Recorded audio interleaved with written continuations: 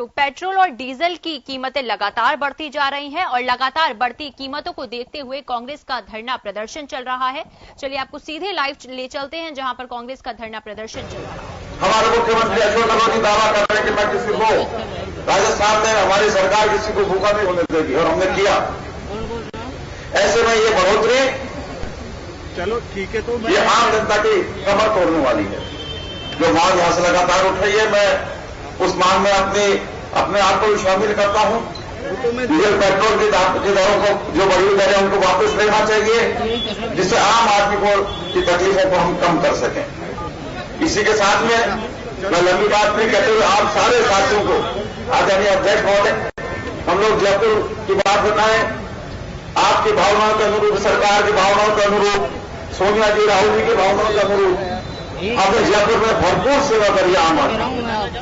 आपको पता है, एक एक आदमी को कांग्रेस के कार्यकर्ताओं ने जाकर था भोजन उपलब्ध कराया, सूखा राशन दिया हो और कोई तकलीफ हो तो उस तकलीफ को दूर करने की कोशिश की हो।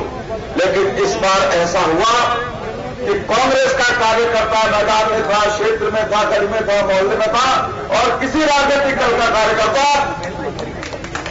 कहीं मौजूद ही नहीं था।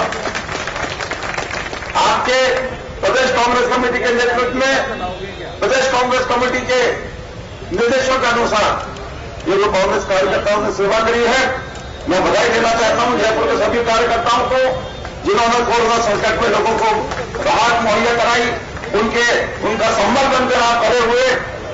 और हम ये संकल्प लेते हैं कि आगे भी जब कभी भी हमारी आवश्यकता होगी, जयपुर के कांग्रेस के सारे कार्यकर्ता एकजुट होकर जनता की सेवा करेंगे।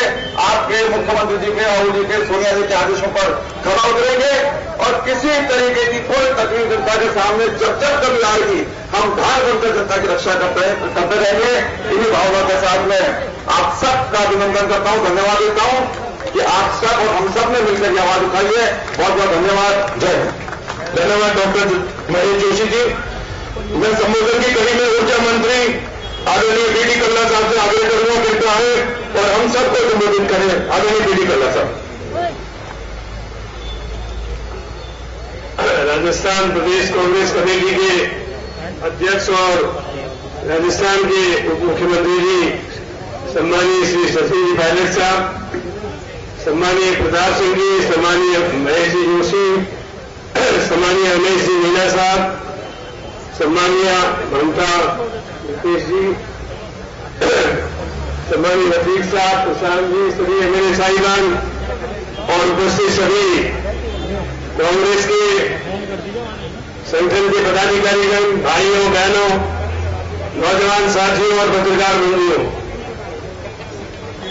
डीजल और पेट्रोल की कीमतें मनमोहन सिंह जी प्रधानमंत्री थे उस समय विश्व में सबसे ऊंची कीमतें कच्चे तेल की थी, लेकिन इसके बावजूद डीजल और पेट्रोल के भाव आज से बहुत कम थे, लगभग 65 रुपए से ज्यादा भाव नहीं बढ़े। लेकिन मुझे कहते हुए अफसोस होता है कि पूरी दुनिया में डीजल और पेट्रोल के लिए जो कच्चा तेल आता है उसकी कीमत दुनिया में सबसे कम है, 35 रुपए और 22 रुपए के बीच में फ्लक्चुएट कर रही है। लेकिन इसके बावजूद डीजल और पेट्रोल की कीमतों में आसमान को छूने वाली वृद्धि की गई है। पिछले दिनों में हमारे पड़ोसी मुल्कों में पाकिस्तान सहित सब जगह डीजल और पेट्रोल के भाव में 20 से लेकर 23 रुपए लीटर में कमी की है। लेकिन हिंदुस्तान में, हमारे देश में डीजल और पेट्रोल की कीमतों में वृद्धि करने के लिए पहले तो केंद्रीय सरकार ने 13 रुपए प्रति लीटर एक्साइज ड्यूटी में अधिवृद्धि की और जो हिंदुस्तान की जनता से वायदा किया गया था कि हम विश्व स्तर पर कच्चे तेल की कीमतों के आधार पर इसकी कीमत को बढ़ाएंगे, हमारे साथ धोखा हुआ और एक्साइज ड्यूटी बढ़ाकर इन्होंने डीजल और पेट्रोल की कीमतों को बढ़ाए हुए हमारे सामने कीमतें पेश की, बढ़ी हुई कीमतें पेश की। उसके बाद अभी इन दिनों में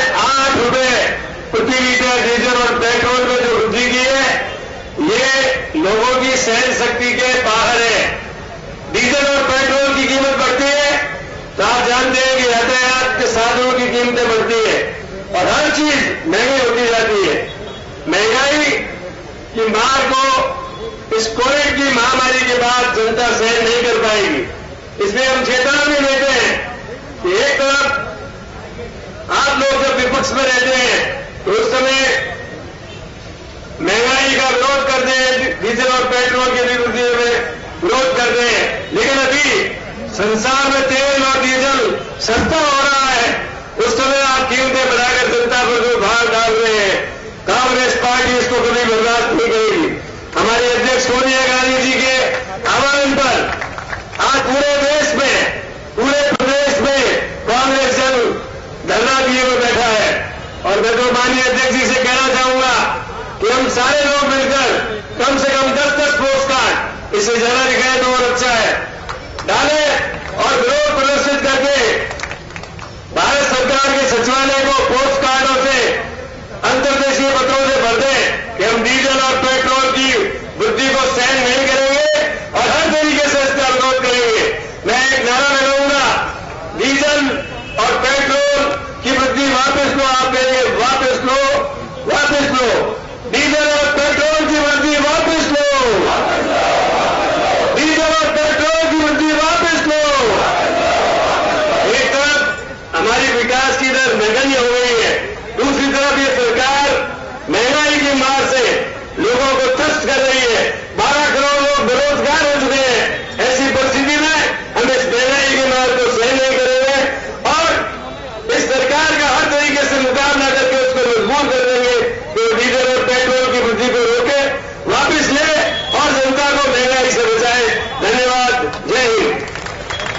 हमारे बीच में लाडलू विधायक मुकेश भाकर जी, कोटपुतली विधायक और ग्रामीण जिलाध्यक्ष श्री राजेंद्र यादव जी, एनएसयूआई प्रदेश अध्यक्ष श्री अभिमन्यु पुनिया जी पधारे, मैं उनका भी अभिनंदन करता हूं और संबोधन की कड़ी में जयपुर शहर जिलाध्यक्ष परिवहन मंत्री श्री प्रताप सिंह जी खाचर साहब से आग्रह करता हूं कृपया आए और सभा को संबोधित करें। श्री प्रताप सिंह जी खाचर साहब।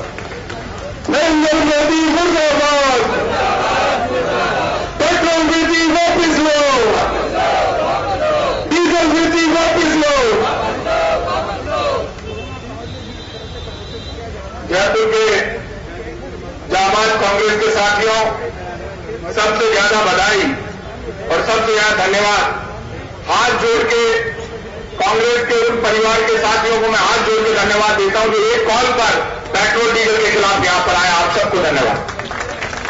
और धन्यवाद इस बात का भी कि 5 वर्ष तक यही सचिन पायलट जी हैं, यही महेश जोशी जी हैं, यही बीडी कल्ला जी हैं, तमाम मंच यही रमेश मीणा जी हैं, ममता भूपेश जी हैं, रफीक खान जी, राजेंद्र यादव जी, तमाम मंच वही मंच है जो 5 वर्ष तक राजस्थान की जनता के लिए, आम आवाम के लिए राजस्थान की बीजेपी की सरकार से लड़ रहा और उस बीजेपी की सरकार को हराने में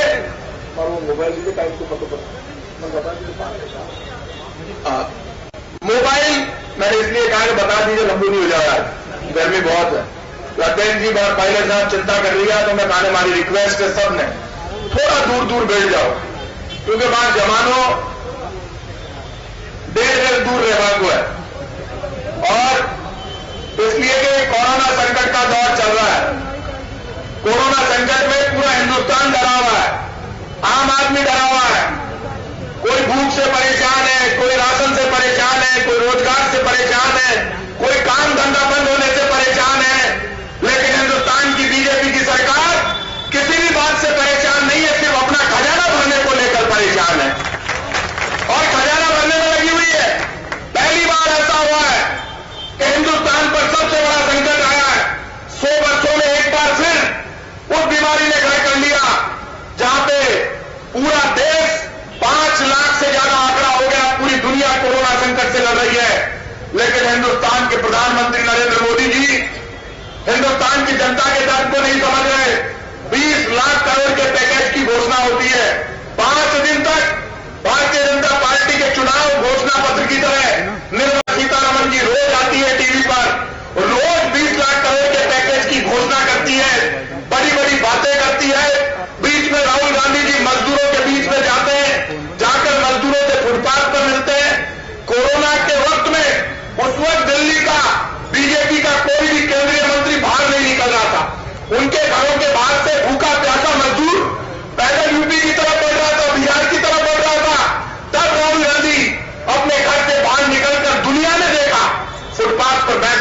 मजदूरों का हाल पूछ रहे थे। निर्मला सीतारमण जी परेशान हो गई, दुखी हो गई, गुस्सा आ गया, इतना घमंड आ गया, टीवी पर बोलती है। मैं राहुल गांधी से कहूंगी इन मजदूरों का सामान उठाकर पैदल उनके साथ यूपी तक जाए। राहुल गांधी जी ने जवाब दिया, बहन जी आप मेरी बड़ी बहन है, आप मुझे इजाजत दिला दीजिए, मैं सामान लेकर मजदूरों का यूपी तक पैदल जाऊंगा। अरे आपके दर्द चालू हो गया। राहुल गांधी फुटपाथ पर आकर मजदूर से मिलने तो इनके मिर्चें लग जाती है। प्रियंका गांधी आवाज उठा दे तो इनके मिर्चें लग जाती है। सचिन पायलट कोई बात उठा दे तो इनके मिर्चें लग जाती है। अशोक गहलोत बोल दे तो मिर्च लग जाती है। कांग्रेस का कोई कार्यकर्ता कुछ भी बोल दे तो इनके मिर्चें लग जाती है। मैं आज आपसे कह रहा हूं, खुल के कह रहा हूं, ये मंच कांग्रेस का है। ये मंच प्रदेश अध्यक्ष सचिन पायलट जी के नेतृत्व में पेट्रोल डीजल की तरह विरोध करने का है। लेकिन ये मंच, इस मंच से मैं खुलकर कहता हूं, पेट्रोल डीजल का मुद्दा अकेले कांग्रेस का मुद्दा नहीं है। मोदी जी, ये भारत के 130 करोड़ लोगों का मुद्दा है। और ये सुन लीजिए, ये पेट्रोल डीजल की रेट को आप कांग्रेस बीजेपी के बीच में फुटबॉल मत बनाइए। 2014 में प्रधानमंत्री थे मनमोहन सिंह जी, तब पेट्रोल डीजल पर एक्साइज ड्यूटी लगती थी। डीजल पर 3 रुपए 15 पैसे। कितनी थी? 3 रुपए 15 पैसे। और क्रूड ऑयल के दाम थे $130 प्रति बैरल, $130 प्रति बैरल। और पेट्रोल पर एक्साइज ड्यूटी लगती थी 9 रुपए 12 पैसे। आज डीजल पर एक्साइज ड्यूटी लग रही है 35 रुपए, पेट्रोल पर एक्साइज ड्यूटी लग रही है लगभग 34 रुपए।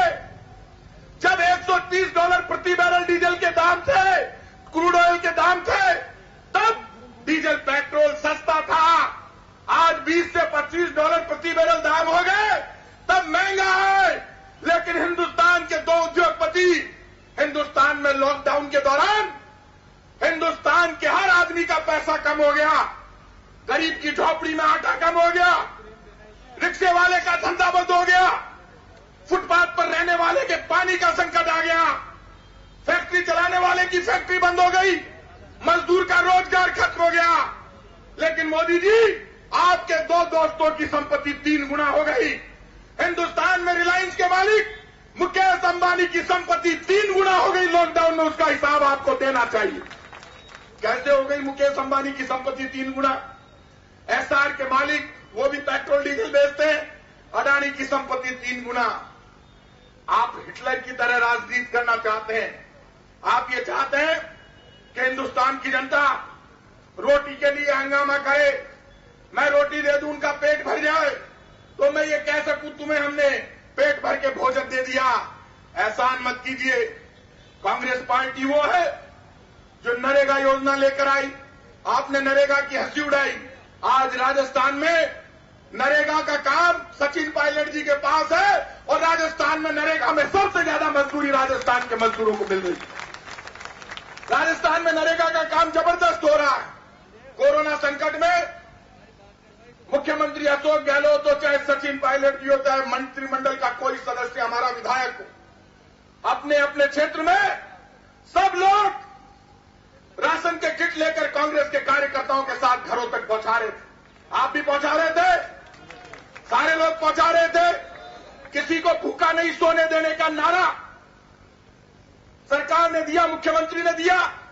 आपने सबने नारे का पालन किया, बड़ा काम हुआ। राजस्थान की सरकार ने श्रमिक बसें चलाई। मजदूर को लेने के लिए राजस्थान रोडवेज की बस गई, फ्री में लेकर आई राजस्थान के मजदूर को। मजदूर को छोड़ने के लिए राजस्थान रोडवेज की बस गई, फ्री में लेकर गई। यूपी और बिहार के मुख्यमंत्री नीतीश कुमार जी कह रहे थे, बिहार में नहीं घुसने दूंगा, कोरोना हो जाएगा। कोटा के बच्चों को लेकर खुद मुख्यमंत्री ने बात की। पायलट साहब का एक दिन मेरे पास फोन आया खुद का, और मुझे कहा यार ये मजदूर पैदल जा रहे हैं, ये कब की बात है, जब श्रमिक बसें नहीं चली उससे पहले। तो मैंने कहा ठीक है। प्राइवेट बसें, रोडवेज बसें सड़कों पर लगी, सब जगह छोड़ छोड़कर हम आने लगे डिस्ट्रिक्ट तहसील तक। मुख्यमंत्री जी ने भी कह दिया सबको छोड़ आओ। शाम को मुख्यमंत्री गहलोत साहब से मैं मिला, उन्होंने कहा केंद्र सरकार ने अचानक फैसला ले लिया, जो मजदूर जहां पर है उसको वहीं रोक लो। अरे पापियों, शर्म करो। लॉकडाउन लगाया, उसको 10 दिन का टाइम देते, इनको घर तक पहुंचा देते। आपको पता है हिंदुस्तान की हर सड़क पर मजदूर भूख और प्यास से मर गया। 667 मजदूरों की हिंदुस्तान की सड़कों पर भूख और प्यास से मौत हो गई। राजस्थान एकमात्र ऐसा राज्य है जहां पर एक भी मजदूर की भूख से सड़क पर मौत नहीं हुई, एक भी लाठीचार्ज नहीं हुआ। श्रमिक बसें लगाई और बड़ा काम हुआ। हरिद्वार के लिए बीजेपी वाला भगवान आंसू डिपटे लो, एक एरिया हरिद्वार में अत्यायबा के वास्ते में एक बस लगाई, यहां भी बैठ जाओ, आदमी 5000 जा बढ़ा, बस एक झगड़ो हो गयो। बीजेपी के एमएलए ने बाद में मुझे फोन किया, आपने ये अच्छा काम किया। मैंने कहा तुम नाटक करते हो। हरिद्वार के लिए रोज अभी भी 46 डिपो से रोडवेज की बसें फ्री में लेकर जाती है। राजस्थान की सरकार ने कोई कसर नहीं रखी। मैं आप लोगों से एक ही विनती करूंगा कि आप सब एक बात तय कर लेना। मैंने पता है राज आजो 5 महीना ही कोरोना में निकल गया, 1.5 साल हो गए लगभग। कई बार आ हुआ है मन में, मंत्री बन गया, एमएलए बन गया, अब आप लोग कहीं एक बात सुन लेना। आप बात करते थे जैसे पहले हक से, वैसे ही अभी भी मैं जब घर पर आया तो मेरे घर पर 300 महिलाएं बैठी हुई थी, मैं उनसे मिलकर आया। आज भी दरवाजा खुला है। कोरोना संकट के समय भी 24 घंटे लोगों के बीच में थे। मैं आज आपको भरोसा देता हूं, आपके दम पर, आपके संघर्ष के दम पर सरकार बनी है। चाहे हमारा खून पसीना गिर जाए, लेकिन आपका सम्मान हमेशा सुरक्षित रखेंगे, मैं आपको भरोसा दूं। इसलिए आप सब लोगों से कहूंगा, मन में कोई दबाव में आने की जरूरत नहीं है। आपके साथ खड़े, पहले खड़े थे, आज भी खड़े। सरकार बनने का मतलब यह नहीं है कि पायलट साहब या आपके बीच में दूरी हो गई है, मेरे आपके बीच में दूरी हो गई है, या पार्टी के आपके बीच में दूरी हो गई है, या जो मंच पर जो नेता बैठे इनके बीच में दूरी हो गई है। तमाम लोग, हम सब आपके दम पर है। हर पार्टी की सरकार जब कार्यकर्ता खून पसीना गिराता है तो पार्टियों के नेता सफल होकर सरकार बनाते हैं। और आज राजस्थान के मुख्यमंत्री अशोक गहलोत जी बने, उप मुख्यमंत्री प्रदेश कांग्रेस के अध्यक्ष सचिन पायलट जी बने, हम सब आपके दम पर हैं। मैं आपको भरोसा देता हूं, कोरोना संकट में तमाम पार्टी, मुख्यमंत्री और उप मुख्यमंत्री सब आपकी भावनाओं को समझते हुए राजस्थान की जनता के मान और सम्मान के लिए काम कर रहे थे। आगे भी मैं आपको भरोसा देता हूं, आपकी हर आवाज, आपकी हर बात, राजस्थान की जनता की हर आवाज पर हमें लड़ना है। सोनिया गांधी जी ने आह्वान किया है पेट्रोल डीजल की रेट के विरोध में। आज प्रदेश कांग्रेस कार्यालय, प्रदेश कांग्रेस कमेटी की तरफ से आज हम यहां धरना दे रहे हैं। पूरे राजस्थान में जिला कांग्रेस कमेटियां धरना दे रही है। अगले धरने प्रदर्शन ब्लॉक कांग्रेस कमेटियों में होंगे, वार्डों में होंगे। आप सबको आंदोलन को आगे बढ़ाना।